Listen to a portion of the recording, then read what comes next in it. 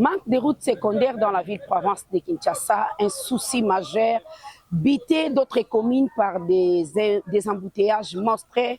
Nous sommes à Mongafula, route Matadi, bypass, un problème majeur. Les embouteillages font 24 heures, 48 heures. Les voyageurs, l'approvisionnement de la République démocratique du Congo, c'est un souci parce que des fois les remorques font 24 heures, 48 heures en cours de route. Qu'est-ce qui bloque? Commune neti Mongafula, eza commune moko eza vraiment vaste, ezali pe parmi ba commune oyo ezo bénéficier rocade oyo mokonzi mboka zo sala, mais lelo commune oyo côté Matadi Kibala, Rond-Point-Ngaba, un souci majeur parce qu'il n'y a pas vraiment de route secondaire, une seule route du côté Mongafula ici, nous avons seulement bypass et du côté Selemba, nous avons seulement route Matadi. Un problème majeur. Mesdames et messieurs, c'est au cours de cet entretien que nous sommes sur le terrain. Je vous informe que nous sommes derrière la maison communale de Mongafula, avenue Mobutu. Aujourd'hui, mokonzi mboka oyo azali na sima. Ya makambo nyonso ezosalema na République avec le chevalier de la nation, John Banza oyo azali l'homme du terrain, toujours manche rétrocée. Aza kaka na lit pour na repesa RDC d'infrastructures et désengorger quand même l'embouteillage oyo eza monstre. Nous sommes sur l'avenue Mobutu à Mongafula, mesdames et messieurs, devant la station de la maison communale de Mongafula. Cette route qui entre aujourd'hui, ça sera doté des infrastructures très de qualité. Vous voyez derrière moi, je suis avec un engin qui est derrière moi, en plein bas de travaux. Nous sommes là depuis que cette avenue a existé. Route mon côté Tkalagi ko Salema, mabele na mabele, asphaltage, bazomonango sikoyo. Je vais écouter la population de ces coins de la République, oyo lelo bazo bénéficier route oyo grâce à Fati Béton. Là qui s'appelle Bino Bougumestre ya commune ya Mongafula. Comment il est satisfait de la construction de cette route parce que Azali Bougumestre ou Azali touché na cri de détresse. Il y a des Congolais na makambo matali embouteillage. Problème sous ces hommes qui est ingénieur au bazar sur le terrain. On a un souci majeur aussi dans le chantier là.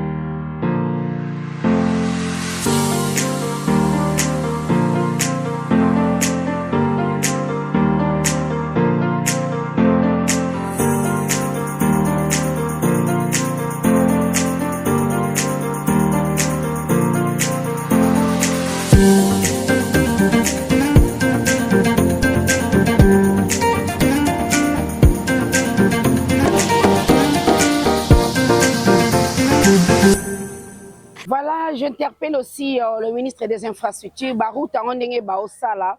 Nous avons constaté, comme on est les gens sur le terrain, nous avons constaté que moi, dérapage, je suis Zali, par exemple, na débit, on devait quand même avoir, comme na rocade, on a débit à travaux, maître d'ouvrage, entreprise qui construit, et puis durée des travaux, on doit quand même être signalé. Pour Moutou Erazo le Kamoni, déjà qui a venu Mobutu, ils ont construit une entreprise telle, maître d'ouvrage, ils ont gouvernement congolais, financé par BAD, par exemple. Et puis, dans la durée des travaux, nous avons ou bien 100 mois, ou bien 40 mois, ou bien 15 mois, ça dépend. 18 mois, ça dépend. mais ces problèmes aussi population ezoloba bazoyeba te nzela ezoyebana te babandi kamba aussi lisakan. Alors mesdames et messieurs, nous allons échanger d'abord avec les ingénieurs sur le terrain et je vous informe ici à Mongafula, tous les journalistes, il y a investigation dans makambo matali infrastructure, je précise bien. Tokomi awa tomoni mwasi nde mutu azokumba engin bulldozer oyo ezali na kokumbama na mwana ya mwasi. On va essayer aussi d'écouter la dame. Hein. Quelle a été la motivation de venir faire ce travail pendant la tambola na 26 provinces de la République pour les infrastructures?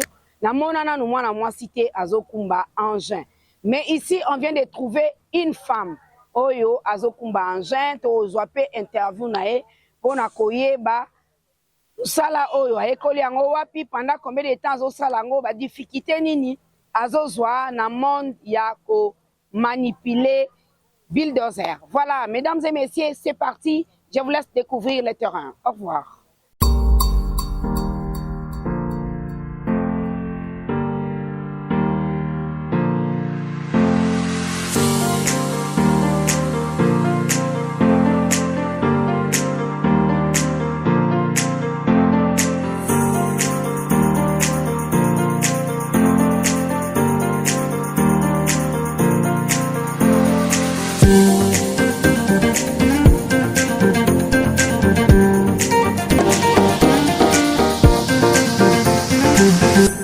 Certaines routes où on est passé, les gens se disent la SNEL ne vient pas, les ingénieurs sont bités. Mais du coup, ici sur l'avenue Mobutu, nous allons commencer notre interview par la SNEL. On a vu la présence de la SNEL ici. Il y a l'ingénieur René qui est là. Nous allons essayer de les contacter et puis demander sa présence ici. Ça justifie quoi? Bonjour ingénieur.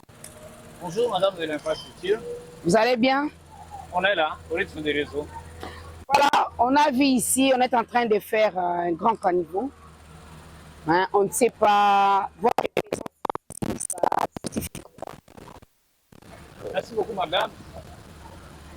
La population de Mongafula attend de pleurer pour leur construire cette avenue, l'avenue Mobutu, la grande avenue Mobutu qui relie l'arrêt commune jusqu'à l'arrêt Bel-Air. Voilà, ce qui était une rêve, présentement ça devient une réalité avec la concurrence des autorités politiques du trafic, les projets démarrent. Or, sur la route, il y a la canalisation de la SNEL, les canalisations de nos voisins de la régie des eaux. Dans la plupart des cas, quand nos amis, les entreprises qui ont eu le marché de la construction des routes, associent difficilement la SNEL. Et comme conséquence, on pioche nos câbles moyenne tension qui pénalise plusieurs cabines et plonge les quartiers, dont le noir qui dit le noir dit l'insécurité. Et là, Dieu merci, nous de Mongafula, on n'a pas croisé les bras, nous avons jugé bon d'accompagner nos amis, de constructeurs de la route, afin de les orienter pour ne pas toucher nos câbles, tant moyenne tension que basse tension, pour ne pas aussi pénaliser la clientèle. C'est un peu ça la raison d'être de la SNEL ici, à côté de nos amis qui exécutent le travail.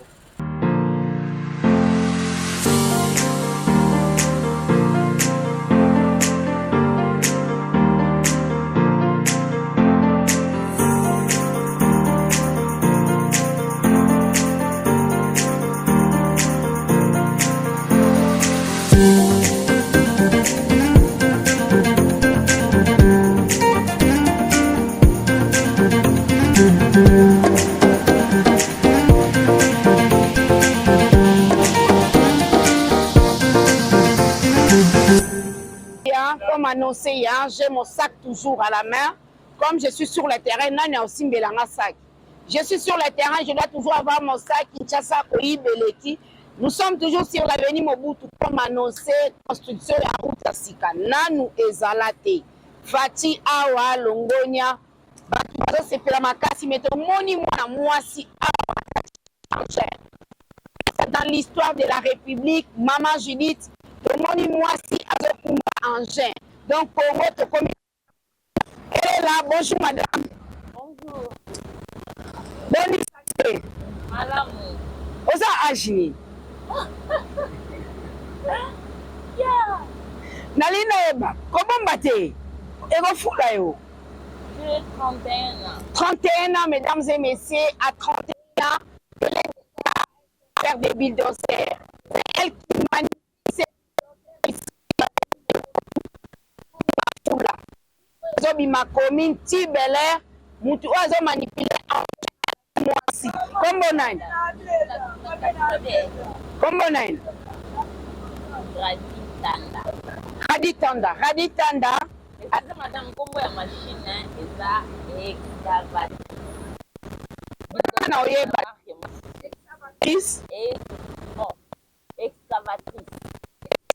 Excavatrice. Excavatrice. Dans le domaine, il y avait ingénieur, mais je fais l'infrastructure. Pendant combien de temps bandi au machine? Oh, troisième année. Troisième année. Troisième année, expérimenté déjà. Oui, Koliango. Oh, naïe na ba. Zala vraiment ingénieur, Loba vraiment. Naïe Koliango na ferme moko na Mwenda. Banja moko yekiwana nde na kelebe. Oye Koli, oye Bipe. Okomaki na compagnie ondeni. Na ozali kosala eko ba chinois bazotinga na bakua. Ntango na osala eko ba chinois nde na sollicité awa na yosala. Voilà, ndenge okomi kosala musala, olingi yango mpe mingi. Obali déjà. Ah non. Nanu abali te, ba ingénieur bomoni, abali nanu te, célibataire, 31 ans, mais yote azokumba engin. Alors,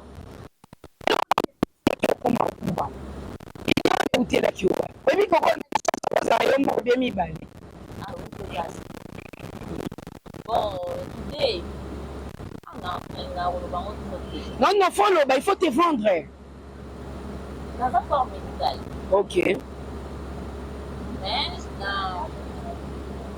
nazalaki na mamboka na oyo ekuse ngai nasepelaki na engin. Ok. Et puis bon natalaki yango kaka namonaki yango kitoko makasi nde nalobi na okumba eloko okomi kamba mo expérimenté na osu expérience ntango nayekoli expérience eyaka mbala moko bandai bastage nanu na bandaki na bandai na baekolaki bapesaki mpe baopportunité mosusu na bachinois na s'expérimenter.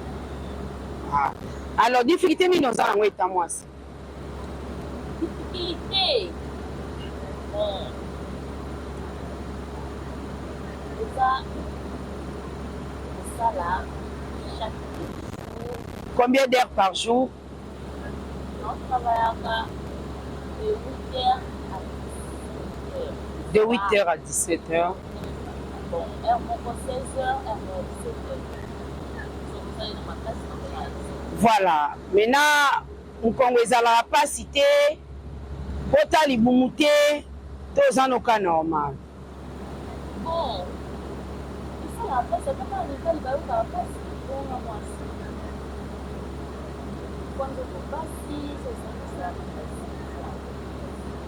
Voilà, mes salaires, ils aillent bien. Nalobi montant en oti, mais na tuni kara salaire ils aillent bien. Parce que na que grand frère na ngamo kwa bandai okumba anje oyo, place à zoela mbongo na vie na. Par heure, il gagnait 200 à 300 dollars par heure. Azala na mbongo. On a ça na compagnie moi là, la première compagnie yaka ba part. Maintenant, il s'est mais bah, devant caméra, on n'a pas besoin de parler de tout ça. Mais c'est seulement échange d'engue zaraka. Aujourd'hui, vrai, c'est comme ça que la monnaie a balao. Voilà, il était secrétaire bien sur le terrain, une dame qui est là, chauffeur, il y a Eloko Oyo, escalade, excavador, on le sait bien. Ingénieur,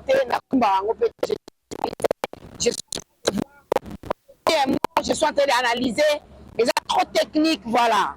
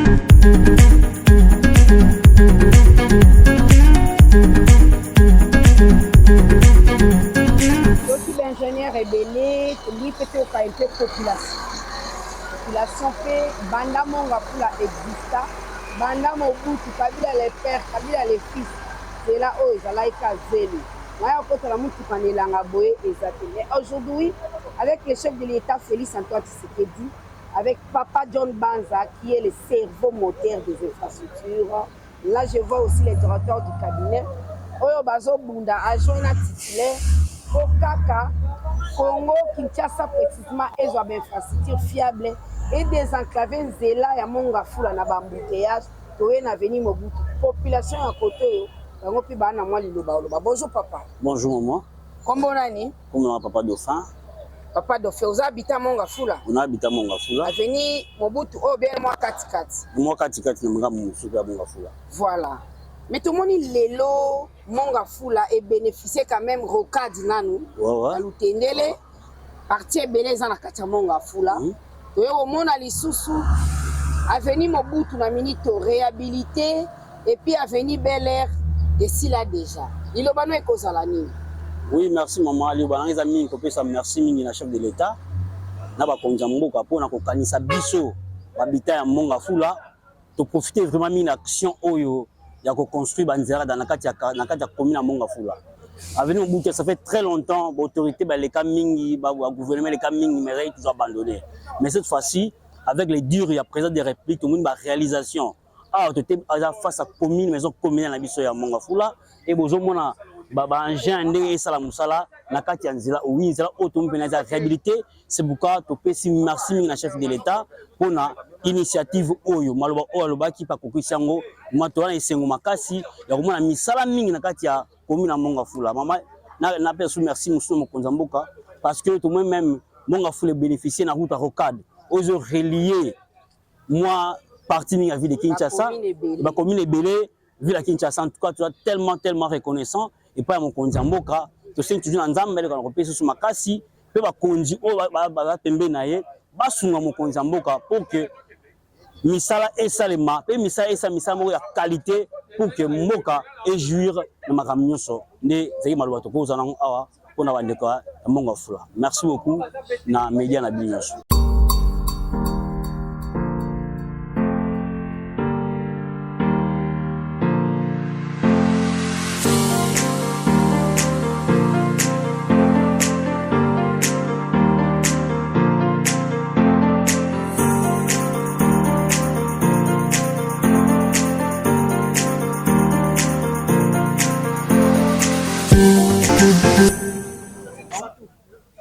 Papa Boni. Voilà maman. Tomoni balabala au place yozoteka lelo ezokoma bientôt asphalté lobano ekozala nini? Liloba na ngai nakoloba nano ya liboso totondi na esengo makasi na ndenge likanisi ya kozwa babongisela biso balabala parce que sala mbula na mbula mikolo ebele bato bayaka kosala eloko moko te bakonzi ndenge na ndenge baleka mais tomoni cette fois-ci décision salemi misala ebandi mpe tomoni sikoyo baaction na miso liloba nakoloba bon namoni vraiment baqualité eza normal dire nango mpe ndenge bapesaki badire eyokenda bien 9 mois ou 10 mois. Bon, si je ne me trompe pas, 2 mois passés. Hein. Oui. Baza ko sala comme idée musika tina kivulu na bazolanda yolo vraiment ba okenda bien. Voilà, les spectateurs, hein, à 2 mois seulement, Zela déjà avancement ba travaux, ils a vraiment ma casse. Bola déjà caniveau, ils a vraiment construit déjà. Bah, comme déjà dans niveau moboya caniveau à 2 mois seulement, donc les travaux avancent. On m'informe que dans 9 mois, et à la fin, il y a des travaux. Donc, on va rassurer bango. Et puis, dans le terrain, dans le rapidité à des travaux, c'est rassurant que dans 9 mois ou tout au plus une année, ils ont déjà construit et asphalté. Toujours avancé, toujours quand on a un ingénieur au Azali, moko ya ba technicien na terrain, il y a azokumba tracteur, azali boso boye ya mobali, pour bazana mwasi na mobali, to meka pe oyebana, kusola pe na ye, to yeba ba travaux ngo bazokende nango ndenge ni. C'est parti.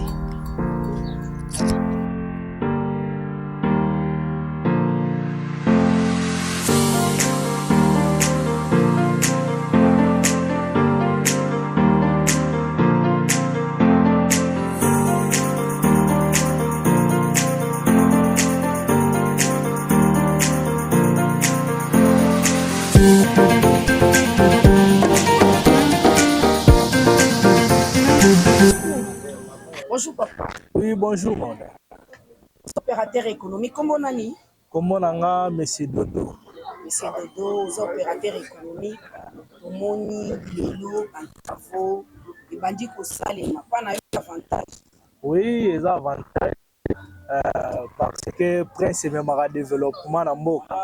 Donc c'est là où autant d'années, ma bimis Bambongo, donc Bambongo va détourner, mais enfin, dans le moment il y a président Félix, tout le monde vraiment misala est commis na concrétisation dans tout cas vraiment tout s'appelle les magasins. Le banu est cause à la ligne par rapport à la rapidité et à la qualité. Bon, Nzela et l'autre toujours pour déplorer ça à lenteur. Pour musala nyonso ezalaka tout le monde il faut bacha ka pancarte et là ça que non babandi na moi boye ba suksa na moi boye mais jusqu'à présent tout le monde te éviter musala ngo ebandi na moi nini erosila na moi nini ezu combien de mois en tout cas wana nde to éviter mais tout le monde ga misala ye babandi déjà à côté la so ba carnivore maintenant etikali makadam si pour que ba avancer donc le to déplorer des mois lanterne musala des années. Kombo na ngai maître ADD na fani na munga fula. Voilà, yo ozana chantier awa, chantier liboso bandi tozana expérience ba chantier. Bon, tozana expérience ya ba chantier. Bon, toyaki awa po toyoka ye mokonza mboka Fati Beton alobeki tous les jeunes faut akoma kosala na compagnie. Bon, tant to mona pe papa ye na munga fula aye ko pesa biso musala de to longwa na misala privé en tout cas c'est ngona nango na kata compagnie pinza. Voilà. Bon, awa kofuta manabiso to futa ma par semaine tozana biso ba journalier. Bon, à part ça eloko ebo mabiso nde kolia bazo pesa biso te to sa musa makasi. Donc à place wana l'état amekana ko raisonner biso mais to sepela po to sa musala. Journalier bafuta bien par semaine. Bafuta biso na journée moko $9. $9 par jour. Oui. Voilà, vous en avez jour à repos tous les jours. Bon, jour ya repos ils ont raté toi quand na journée to zoka repos to bandara 12h30 minutes to jour repos to zonga rati to aussi ça musala 16h30. 16h30 aussi c'est musala. Oui. Voilà, lilobana suke oza. Bon, lilobana ngai message na ngai ya suka ezali boyi. En tout cas, papa mokonza mboka Fati Beton, merci na ndengo pesi biso ba jeune misala. To sepeli makasi mais na kati ya misala ebongaka pe tozolia po tozana bandako moi quelque chose moi transport moi kolia yango développer biso ba jeune tokende liboso. En tout cas papa biso ba jeune tolingi yo tozoloba ke yo oye président te moye mission oza missionnaire po makambo sala awa na Congo. En tout cas papa toza de eloko kopesa yo te tozogiseli yo lokumu mikolo ebele. En tout cas papa kota transport kolia place wana faut bozula biso solution. En tout cas moi liloba ya suka yango wana maman. Fidèles téléspectateurs, hein, là, le message a été lancé par les maçons qui travaillent dans les chantiers. Balobi, même qu'avec Rocade, Bazoliate, on est sur le terrain, je suis là, on dit $9 par jour, sans transport, sans colia, sans maille. Et ils sont là, hein, et là, je vois Papa John Banza, à côté de moi, contrat na chinois, il faut que moi, Kobongisa Mwandambu, mise au point. Et puis, j'interpelle aussi le ministre du Travail et Prévoyance sociale par rapport à conditions, il y a travail dans la compagnie, à construction, à marché, à la route. Est-ce que ça fout à Batumbongo combien? Et pourquoi seulement les journaliers? Pourquoi engager Bazalakate dans la compagnie? C'est toujours des journaliers. Alors, Tozoyoka ingénieur Bazoli dans le terrain, dans le chantier. Et puis je suis clair, hein, c'est la télé, hein. Nazo Kabela, Massombo Amaï. Vous allez voir, Papa John Bata, vous allez me rembourser mon argent au Nazo Kabela, Mutamason Maï. Amela Maï. Aux hommes, on a la pesi bango Maï. Une bouteille, donc 5 bouteilles kaka. Koki na nga yango wana. Bila mo bosse mona, ba misusu bala besoin oloba. Je suis je dis je vais infrastructure, ma compagnie n'est pas na terrain parce que tout le monde a kana TV nzele sili, batu o bazo sala po nzela wana ezala. Conditions de travail na bango ezandenge nini. Voilà, nani oloba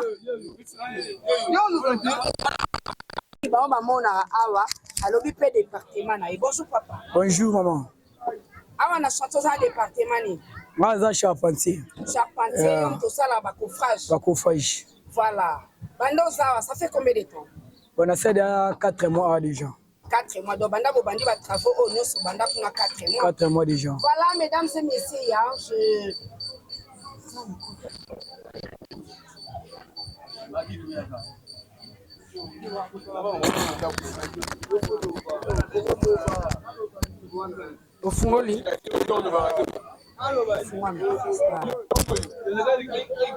Voilà mesdames et messieurs, hein, ça fait 4 mois. Là-bas on a dit 2 mois, mais maintenant on a la confirmation.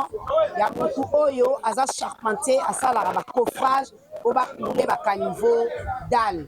Voilà, il a dit, ils sont ici, ça fait 4 mois que les travaux ont commencé.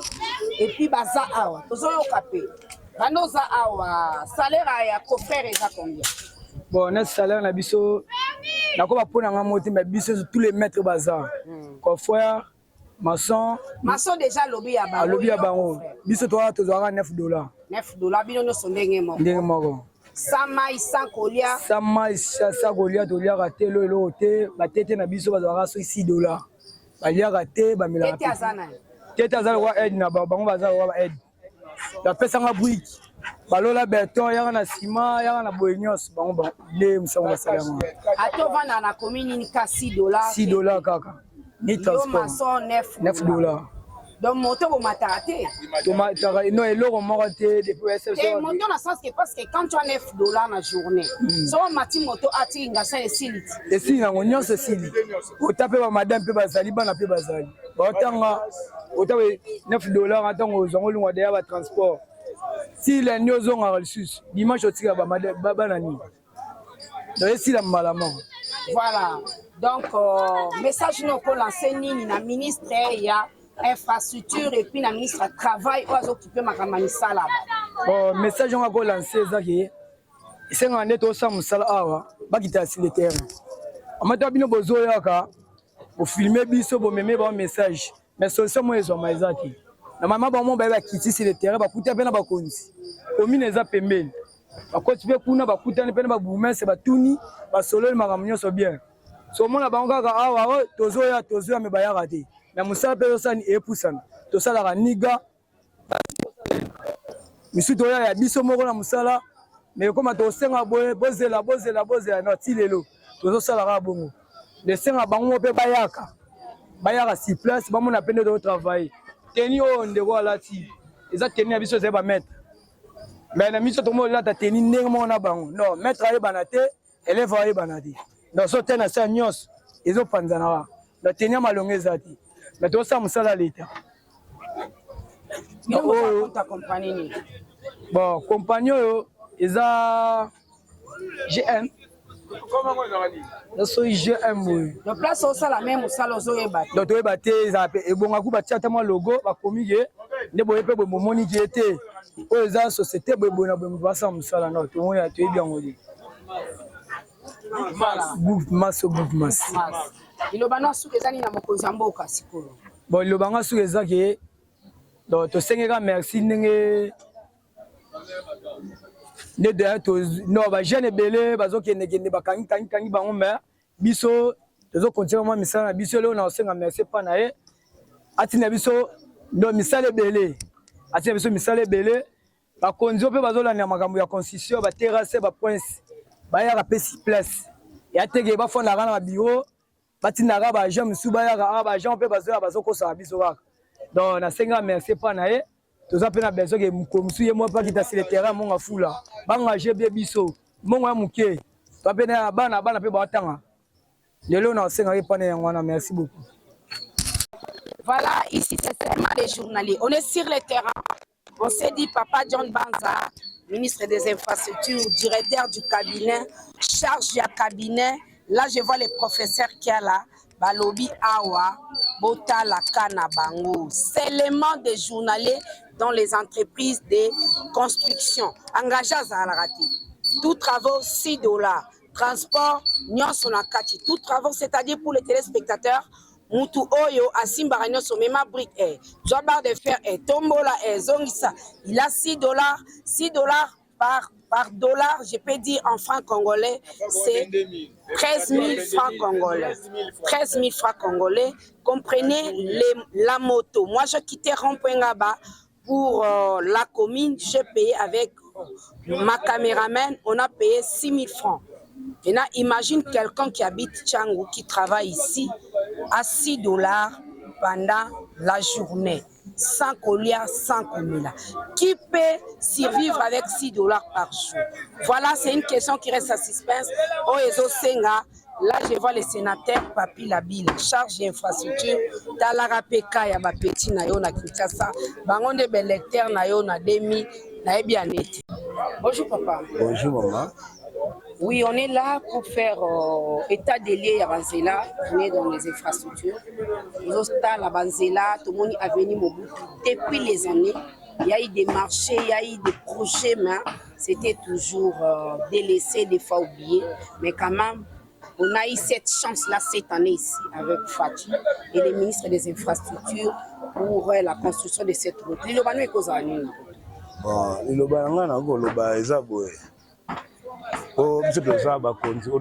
présentez-vous d'abord.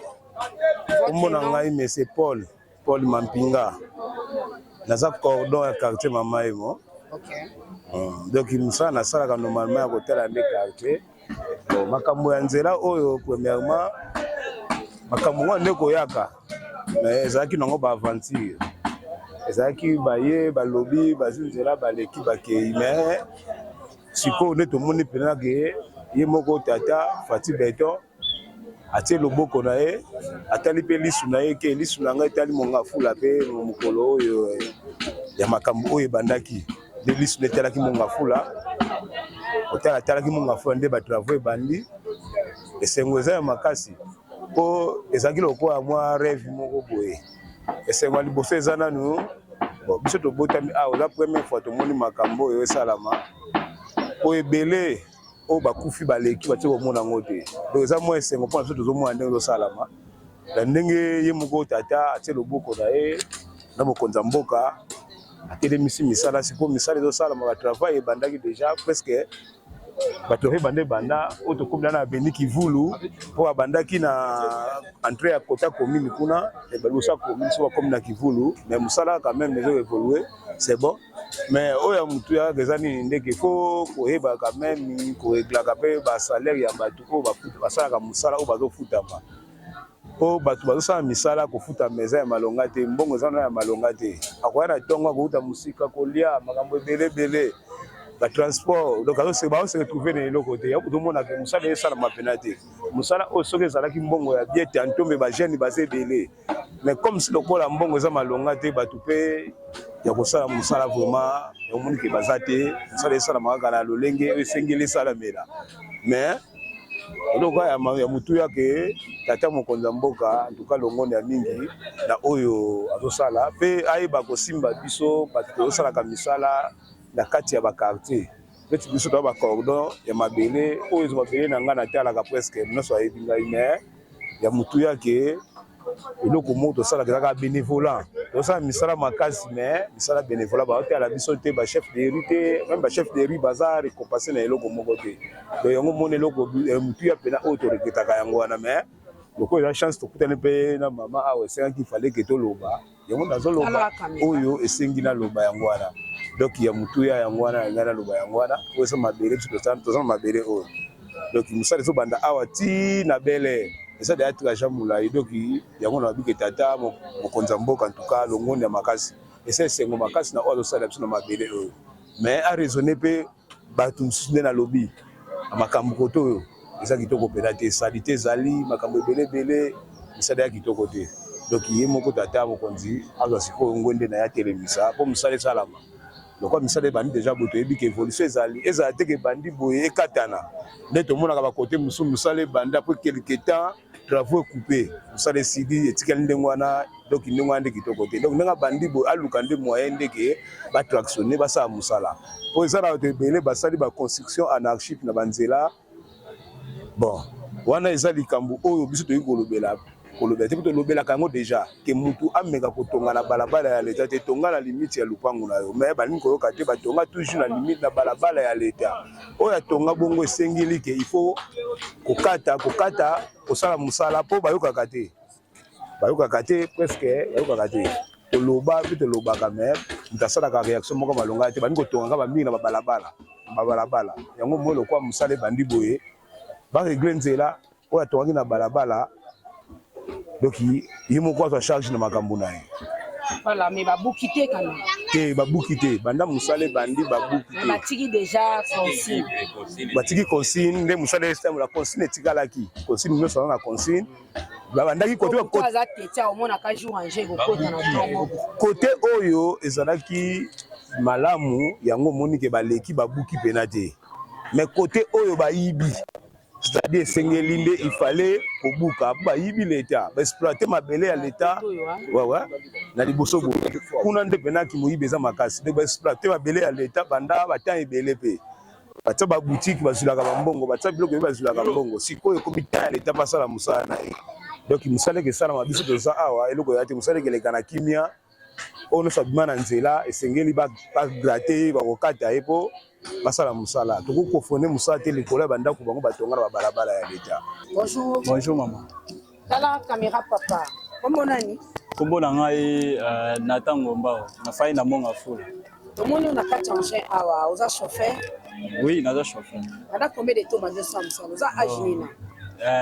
25 ans déjà mais âge na ngai déjà et pardon nta na ngai ya musala na side à 5 ans na musala. Yo banda okumbelo na 20 ans. Na 20 ans. Chef téléspectateur, à 20 ans déjà, il conduisait cet engin. Aujourd'hui, il a 25 ans, donc 5 ans déjà dans ces domaines ici. Kosala musala na bino pasi na wezani. Bon, kosala musala na biso pasi ezake neti musala banzela o vraiment banzela o merci nanu papa Fatou Beton ndenge opesa biso musala continuer ka kopesa biso musala mais pasi na biso ya misala eza juste tozoya kolia te non mais salaire bien juste salaire bien $15 salaire à moi bien tout cas salaire par jour dozo kumbelo ouais chers téléspectateurs chef de l'État papa ministre du Travail, 15 $. Par jour pour rouler avec cet engin, 15 $ par jour. Ça représente rien. À ce que je sais, mon papa, mes grands frères sont des ingénieurs. Par heure, on payait 100 $. À BTC, 100 $ par heure. Donc tu as 10 heures de la journée, tu as 1000 $, on te donne parce que c'est un travail qui fait épuiser. Mais awa, je suis surprise, naroyoka que c'est 15 $ par jour. Yango batu bazate. À 15 $, la chauffeur engin alia ate amila amaite et le oteka à 15 $ wana. Si il habite Mitendi ou bien il habite au niveau de Kinchuka, donc il gaspille tout pour les transports. Et s'il prend la moto, tout est fini. 15 $ par heure. Par jour plutôt. Moi je croyais que par heure, mais c'est par jour. Voilà, Liloba Souka Koloba Nini. Liloba Souka Isa papa. Continuer à faire la biso ka ba porte. En tout cas vraiment yoza papa ya ba jeune. Continuer à faire la biso ba porte ba misala et ya pena en tout cas biso ba jeune. Il y en a ba jeune misusu so misala ezate moi si m'appelle chef ezate. Donc faut là vraiment ba entreprise vraiment en tout cas tolela on makasi.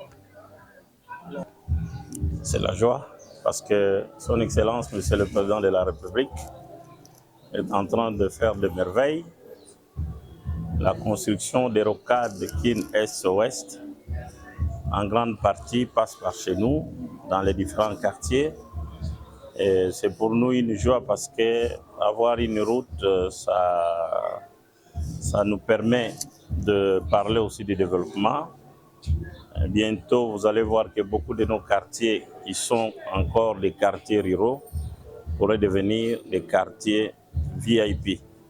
Parce que les grandes personnes sont en train de bâtir des grandes maisons, les opérateurs économiques sont en train de venir sur le terrain, des grands investisseurs, et c'est une bonne chose pour la commune de Mongafula.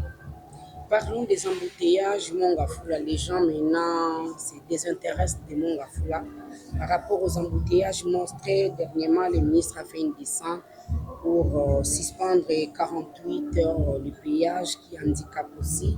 Quelles sont les stratégies mises en place pour la commune de Mongafula? Les stratégies, c'est de renforcer les éléments de la PCR. Parce que vous devez comprendre qu'il y a des travaux au niveau de Kassangoulou, et il y a des travaux aussi au niveau de Mongafula. Ce qui fait que, et la porte de sortie et la porte d'entrée, il y a des travaux et chaque nuit nous avons des milliers de remorques qui passent par là et ça pose problème. Donc, entre Mitendi et Cité Verte, vous allez constater qu'il n'y a pas une route qui pourrait aider les véhicules à faire les contournements. Et tous les véhicules doivent passer par là. Et nous demandons aux policiers qui assurent la sécurité de tenir en attendant que ces travaux puissent prendre fin. Ça va permettre aussi aux usagers de cette route, surtout de Mongafula, de bien arriver à la maison sans problème. Nous devons espérer que dans les jours à venir, la route sera fluide. La route, l'avenir Mobutu aujourd'hui sera dotée des infrastructures fiables et ça passe devant votre commune. À quand la fin du temps? Nous avons dit que ce sont des travaux qui vont faire 9 mois, sauf imprévu. Et jusque-là, il n'y a pas d'interruption, ce qui est bon. Chaque jour, quand nous arrivons, nous passons là-bas pour voir un peu ce qui est fait. C'est pour nous une joie parce que c'est une route qui va désengorger aussi la route de Kimwenza. Et ça va permettre à la population de Mongafula d'arriver à temps à la maison. Et non seulement à cette voie, il y a aussi l'avenue Monastère qui passe derrière l'Istem, qui va sortir par Massangambila.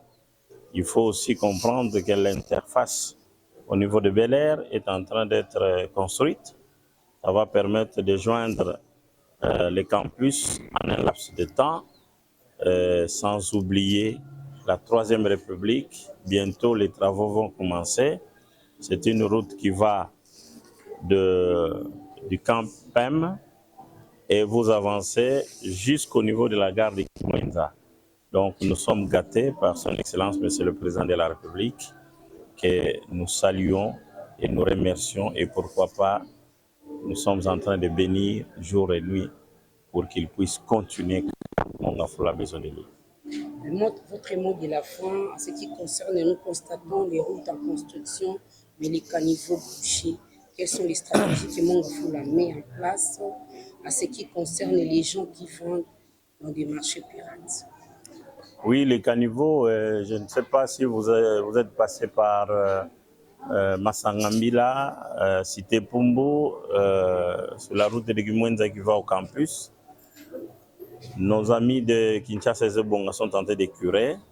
Et vous devez savoir que sur les artères principales, les caniveaux que nous avons sont les principaux et que nous avons des quartiers collinaires. Chaque fois qu'il pleut, l'eau ruisselle avec beaucoup de déchets et parfois des objets durs qui viennent boucher les caniveaux. Mais nous ne fatiguons pas, nous travaillons pour que ces caniveaux soient propres.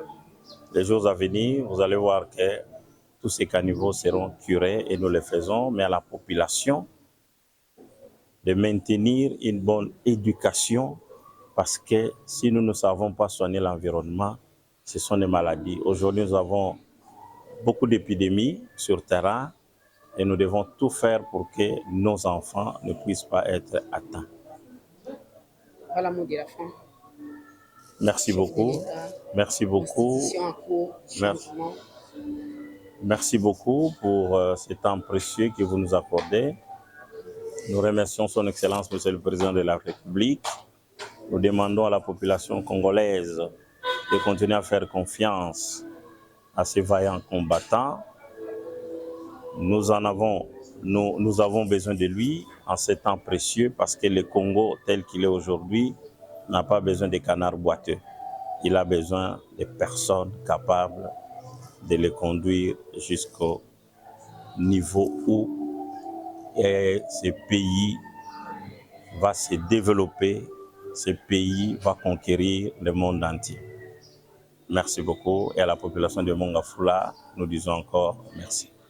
Voilà, tout a été dit, hein? Il n'y a pas à contredire. Vous avez écouté la population qui remercie les chefs de l'État par rapport au travail abattu. Par rapport aux infrastructures, Mongafula Azali commune Oyo a bénéficié vraiment de l'infrastructure et chef de l'État. Manzele Tikala Kozalate, pas de routes secondaires à Mongafula, mais du coup, on aura maintenant des routes secondaires qui vont désenclaver avenue Bypass, avenue Kimwenza. Ça sera vraiment de wow. Du côté ingénieur, Bazolela, si les ministres du Travail et Prévoyance sociale peuvent revoir en matière de gens qui travaillent dans le domaine de l'infrastructure, entre autres, maçons, coffrage, et puis les ingénieurs qui manipulent les engins, qui est $15 par jour. C'est insignifiant pour un ingénieur qui manipule un engin. Mesdames et messieurs, les bourgmestres a dit, ils sont bénéficiaires de ce grand projet du chef de l'État, de ces grands projets du chef de l'État en matière des infrastructures. À Mongafula ici, Rocade, avec Mongafula, il y en a vraiment tant. Aujourd'hui, je remercie l'équipe technique qui a travaillé durement pour cette émission, et sans oublier Papi Labila, le sénateur du Grand Bandundu, homme d'État, et les professeurs Kiala, les directeurs du cabinet. Au revoir.